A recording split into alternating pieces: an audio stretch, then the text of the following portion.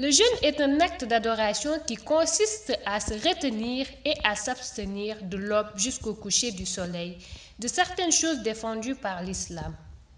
Importance du jeûne du mois de Ramadan.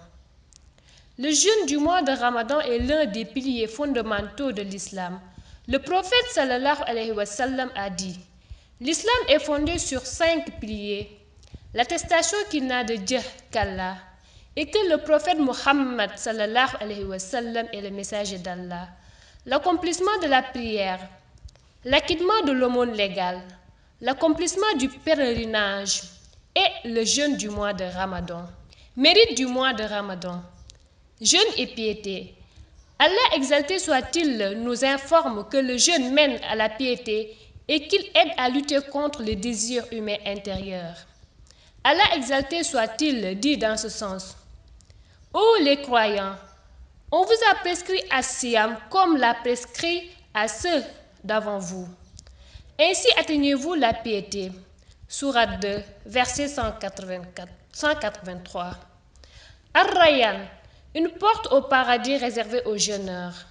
Selon Saïd ibn Saïd, le messager d'Allah sallallahu alayhi wa sallam a dit: le paradis possède une porte appelée Ar-Rayyan, d'où rentreront les jeûneurs le jour de la résurrection. Un appel retentira: où sont les jeûneurs? Alors ils se lèveront, et nul ne rentrera par cette porte à part eux. Après les rentrées, la porte se fermera et personne n'entrera plus par là. Ouverture des portes du paradis, fermeture de celles de l'enfer et mise des démons dans les chaînes.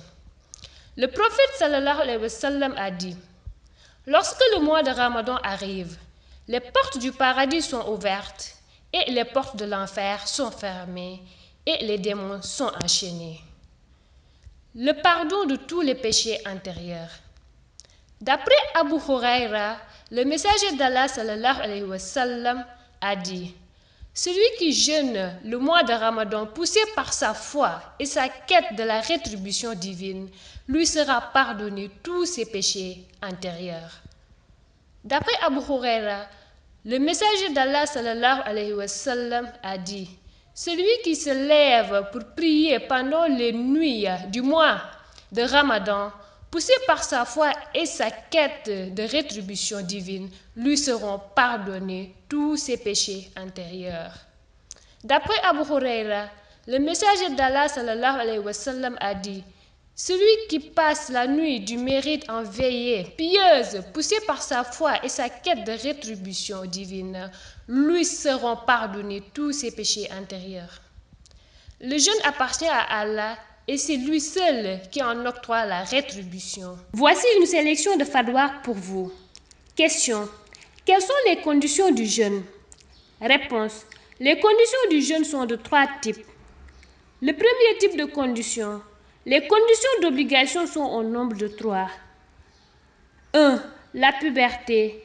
Le jeûne du mois de Ramadan n'est pas obligatoire pour l'enfant, ni pour l'adolescent qui n'a pas encore atteint l'âge de la puberté.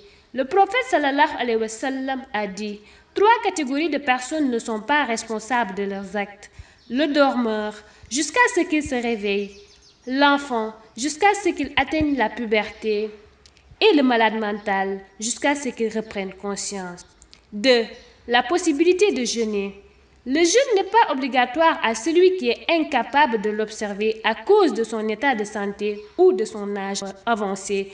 Allah exalté soit-il a dit: à ceux qui ne peuvent jeûner qu'avec difficulté, incombe en expiation la nourriture d'un pauvre. Sourate 2, verset 184. Si le malade se rétablit, il doit jeûner ultérieurement après le mois de Ramadan pour compenser les jours manqués. Si sa maladie est incurable, il doit se contenter de nourrir un indigent pour chaque jour manqué. 3. Le non-voyage. Le jeûne n'est pas obligatoire aux voyageurs. Allah exalté soit-il a dit: celui d'entre vous qui se trouve malade ou en voyage jeûnera plus tard le nombre égal de jours. Sourate 2, verset 184. يا غير ضيف الأداء بالبر والمداد هلا وسهلا